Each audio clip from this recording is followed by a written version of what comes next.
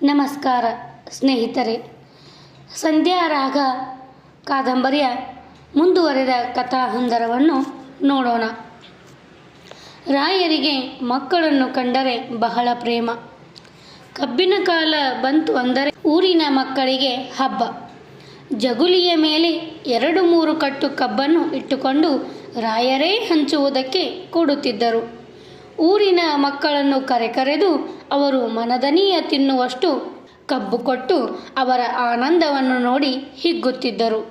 ಹಿಗ್ಗು ಹೆಚ್ಚಾಯಿತೆಂದರೆ ತಾವೂ ಒಂದು ಜಲ್ಲೆಯನ್ನು ಹಿರಿದು ಸಿಗಿಯುವುದಕ್ಕಾರಂಭಿಸಿ ಬಿಡುತ್ತಿದ್ದರು.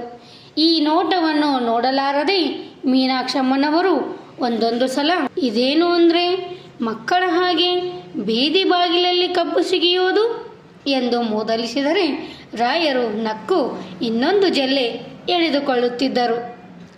ರಾಯರ ಮನೆಯೇ ಅವರ ಮನಸ್ಸಿಗೆ ಸಾಕ್ಷಿ. ಏಕೆಂದರೆ ಲೇಖಕರು ಅವರ ಪೂರ್ವಜರು ಎಂತಹ ಶ್ರೀಮಂತರಾಗಿದ್ದರೆಂಬುದನ್ನು ಅವರ ಮನೆಯನ್ನು ವರ್ಣಿಸುವುದರಲ್ಲಿ ಹಿಂದೆ ಉಳಿದಿಲ್ಲ.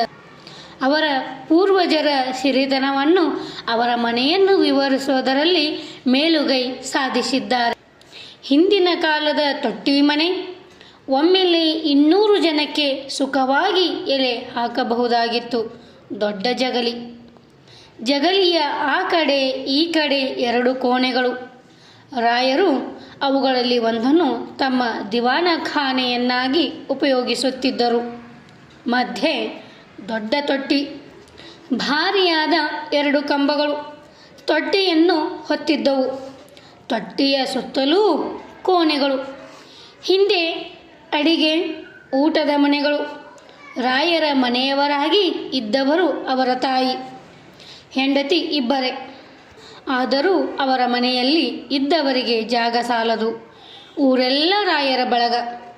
ಇಲ್ಲಿ ಆಶ್ರಿತರು ಒಮ್ಮೆ ರಾಯರ ಮನೆಗೆ ಬಂದರೆಂದರೆ ಅದನ್ನು ಬಿಡುವ ಯೋಚನೆ ಯಾರಿಗೂ ಹೊಳೆಯುತ್ತಲೇ ಇರಲಿಲ್ಲ. ಶ್ಯಾಮಣ್ಣನವರು ಹಾಗೆಯೇ ಬಂದು ಸೇರಿದ್ದು. ಶ್ಯಾಮಣ್ಣ ಎಂದ ತಕ್ಷಣ ನಿಮಗೆ ನೆನಪಾಗಿ ಬಿಡಬೇಕು, ಅದೇ ಆ ಕುಮಾರವ್ಯಾಸ ಭಾರತವನ್ನು ಗದ್ಯ ಪದ್ಯವನ್ನು ವಿವರಿಸಿ ರಾಯರಿಗೆ ಹೇಳುತ್ತಿದ್ದರಲ್ಲ, ಅವರೇ ಆ ಶ್ಯಾಮಣ್ಣನವರು. ಅವರು ಹೊಸಹಳ್ಳಿಯವರಲ್ಲ, ಕೃಷ್ಣರಾಜಪೇಟೆ ಅವರ ಸ್ಥಳ. ಊರಿನಲ್ಲಿ ಪ್ಲೇಗು ಬಂದಾಗ ಶ್ಯಾಮಣ್ಣನವರ ಮನೆ ತೊಳೆದು ಹೋಯಿತು. ಅವರ ಹೆಂಡತಿ ಮಗ ಇಬ್ಬರು ಪ್ಲೇಗ ಮಾರಿಯ ಬಾಯಿಗೆ ಬಲಿಯಾದರು. ಅಂದಿನಿಂದ ಒಂದು ಬಗೆಯ ವಿರಕ್ತಿ ಹುಟ್ಟಿ ಶ್ಯಾಮಣ್ಣನವರು ಊರು ಬಿಟ್ಟು ಅಲೆಯಲಾರಂಭಿಸಿದರು. ಕುಮಾರವ್ಯಾಸ ಭಾರತವನ್ನು ಓದುವ ಅವರ ಕಥಾಶೈಲಿ, ಅದರ ಮೇಲಿದ್ದ ಅವರ ಹಿಡಿತ, ಊರೂರು ಅಲಿಯುತ್ತಾ ಅದನ್ನು ಪಠನ ಮಾಡುತ್ತಿದ್ದ ರೀತಿ ಅವರ ಕೀರ್ತಿಯನ್ನು ಹೆಚ್ಚಿಸಿತ್ತು. ಹೀಗೆ ಹೊಸಹಳ್ಳಿಗೆ ಬಂದಾಗ ಅವರ ಈ ಪ್ರತಿಭೆಯನ್ನು ನೋಡಿ ರಾಯರೂ ಮಾರು ಹೋಗಿದ್ದರು.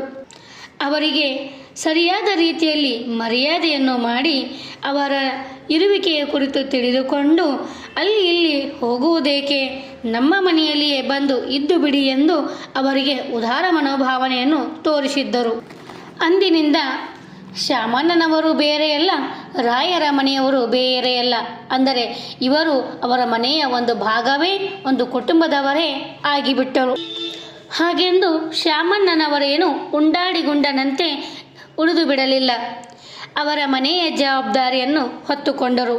ಜಮೀನಿನ ಉಸ್ತುವಾರಿ, ಲೆಕ್ಕಪತ್ರಗಳನ್ನು ನೋಡುವುದು, ಮನೆ ವ್ಯವಸ್ಥೆಯನ್ನು ನೋಡಿಕೊಳ್ಳುವುದು ಮುಂತಾದ ಕೆಲಸಗಳನ್ನು ತಾವಾಗಿಯೇ ಹಚ್ಚಿಕೊಂಡು ತಮ್ಮ ಉಪಯುಕ್ತತೆಯನ್ನು ಹೆಚ್ಚಿಸಿಕೊಂಡು ರಾಯರಿಗೂ ಆಪ್ತರಾದರು. ಅವರ ಕೆಲಸದಲ್ಲಿಯೂ ಸಹಭಾಗಿಯಾದರು. ಇಷ್ಟೆಲ್ಲ ಏನೇ ಅನುಕೂಲಗಳಿದ್ದರೂ ರಾಯರಿಗೂ ಮೀನಾಕ್ಷಮ್ಮನವರಿಗೂ ಹಾಗೂ ಗೌರಮ್ಮನವರಿಗೂ ಇರುವುದು ಒಂದೇ ಚಿಂತೆ.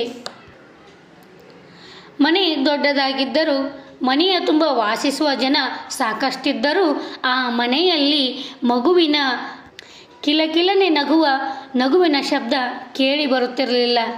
ಏಕೆಂದರೆ ಮದುವೆಯಾಗಿ ಸಾಕಷ್ಟು ವರ್ಷಗಳೇ ಉರುಳಿ ಹೋದರೂ ರಾಯರಿಗೆ ಇನ್ನೂ ಮಕ್ಕಳಾಗಿರಲಿಲ್ಲ. ಈ ಚಿಂತೆ ಅವರನ್ನು ಎಡಬಿಡದೆ ಕಾಡುತ್ತಿತ್ತು.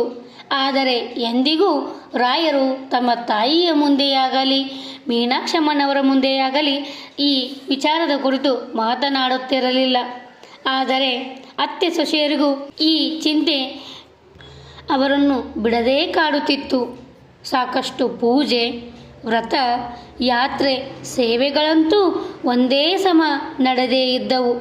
ಯಾರು ಏನೇ ಕೇಳಿದರೂ ತಪ್ಪದೆ ಅನನ್ಯ ಭಕ್ತಿಯಿಂದ ಮಾಡುತ್ತಿದ್ದರು. ವಿದುರಾಶ್ವತ್ಥದ ಯಾತ್ರೆಯಂತೂ ಮೇಲಿಂದ ಮೇಲೆ ಆಗುತ್ತಲೇ ಇತ್ತು. ಘಾಟಿ ಸುಬ್ರಹ್ಮಣ್ಯನಿಗೆ ಚಿನ್ನದ ನಾಗಪ್ಪನನ್ನು ಕಾಣಿಕೆಯಾಗಿ ಅರ್ಪಿಸಿದ್ದರು. ತಿರುಪತಿ ವೆಂಕಟಾಚಲಪತಿಗೆ ಮುಡುಪು ಕಟ್ಟಿದ್ದಾಯಿತು. ಬಾಲಸುಬ್ರಹ್ಮಣ್ಯನ ಸೇವೆಯೆಂದು ಊರಿನ ಹುಡುಗರಿಗೆ ಕಡುಬು ಕಜ್ಜಾಯಗಳನ್ನು ಅವರು ಸಾಕು ಸಾಕೆನ್ನುವಷ್ಟು ಹಂಚಿದ್ದಾಯಿತು. ಈ ಎಲ್ಲ ವ್ರತ, ಪೂಜೆ, ಉಪವಾಸಗಳು ಮೀನಾಕ್ಷಮ್ಮನವರನ್ನು ದಿನದಿನಕ್ಕೆ ಕೃಷಿ ಮಾಡುತ್ತಾ ಅವರ ನಿರಾಶೆಯನ್ನು ಹೆಚ್ಚಿಸುತ್ತಾ ಬಂದವು.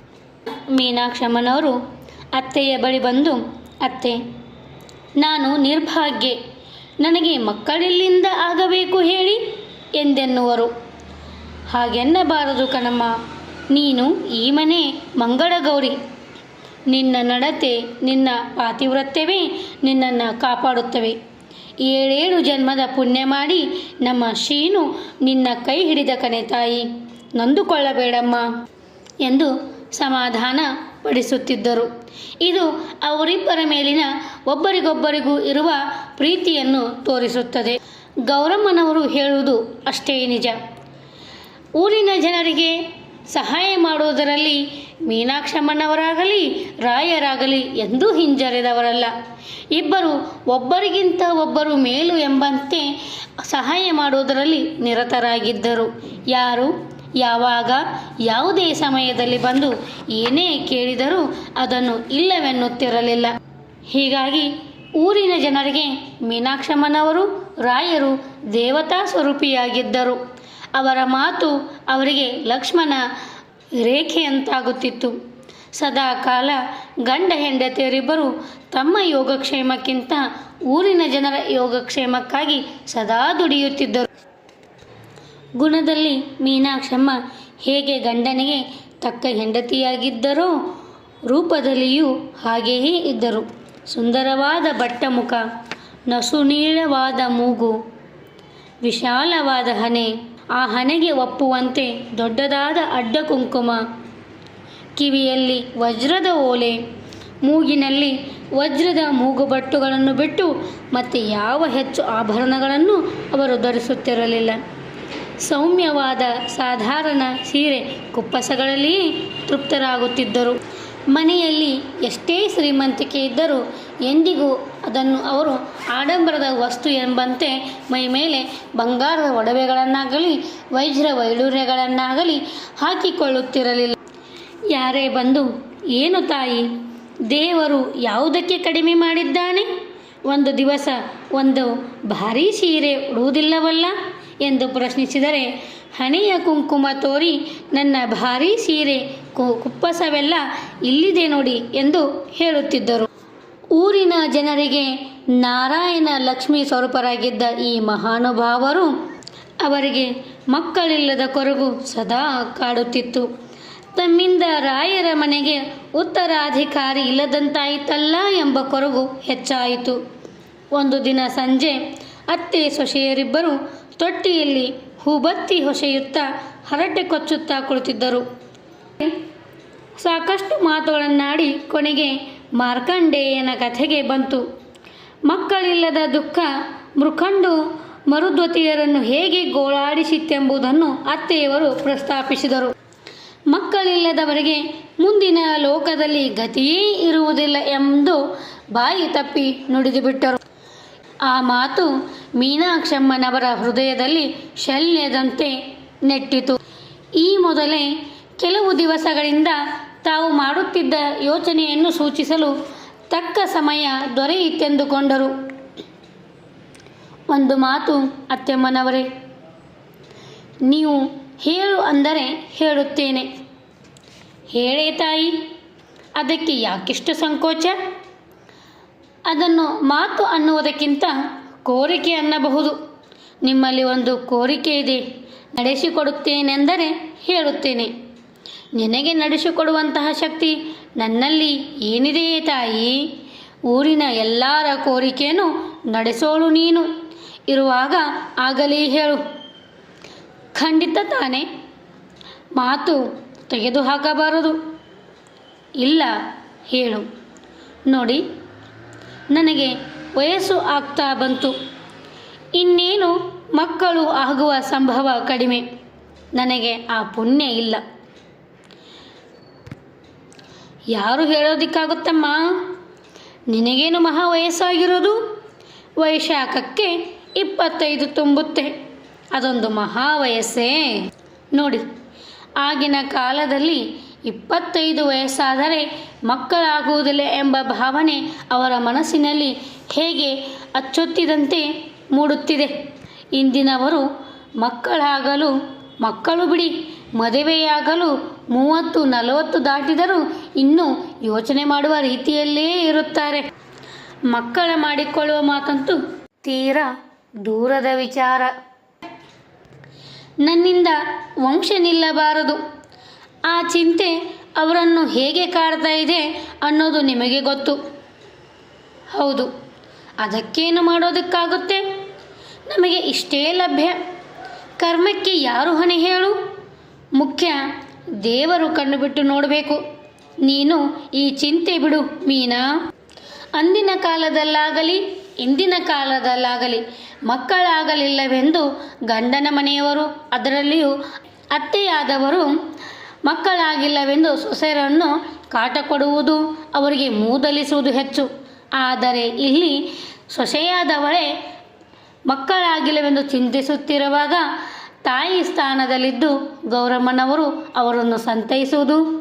ಇನ್ನೇನು ಅಂತಹ ವಯಸ್ಸಾಗಿದೆ. ಆ ದೇವರು ಕಣ್ಣು ಬಿಟ್ಟರೆ ನಿನಗೂ ಕೂಡ ಮಕ್ಕಳಾಗುತ್ತವೆ ಎಂದು ಅವರನ್ನು ಸಂತೈಸುತ್ತಿರುವುದು. ಇದು ಅವರಿಬ್ಬರ ನಡುವಿನ ಅನ್ಯೋನ್ಯ ಸಂಬಂಧವನ್ನು ಲೇಖಕರು ತುಂಬ ಮಾರ್ಮಿಕವಾಗಿ ಚಿತ್ರಿಸಿದ್ದಾರೆ. ನೀನು ಈ ಚಿಂತೆ ಬಿಡು ಮೀನಾ. ನನ್ನ ಕೋರಿಕೆ ಇಷ್ಟೇ ಅತ್ತೆಮ್ಮನವರೇ, ನೀವು ಹೇಗಾದರೂ ಮಾಡಿ ಅವರನ್ನು ಒಪ್ಪಿಸಿ ಬೇರೆ ಮದುವೆ ಮಾಡಿಸಬೇಕು. ಇಷ್ಟು ನನಗೋಸ್ಕರ ನಡೆಸಿಕೊಡಬೇಕು. ಇಂತಹ ವಾಕ್ಯ ಸೊಸೆಯಾದವಳು ಅತ್ತೆಯವರಿಗೆ ಹೇಳುತ್ತಿರುವುದು ಇಂದಿನ ಕಾಲಕ್ಕೂ ಅಂದಿನ ಕಾಲಕ್ಕೂ ಸರಿದೋರದಿರುವ ಮಾತಾದರೂ ಕುಟುಂಬ ಮುಂದುವರಿಯಬೇಕೆಂದು, ವಂಶ ಬೆಳೆಯಬೇಕೆಂದು ಅತ್ತೆಯಾದವಳು ತನ್ನ ಮಗನಿಗೆ ಬೇರೊಂದು ಹೆಣ್ಣನ್ನು ತಂದು ಮದುವೆ ಮಾಡುವಂಥ ಹಲವು ಘಟನೆಗಳನ್ನು ನಾವು ನೋಡಿದ್ದೇವೆ.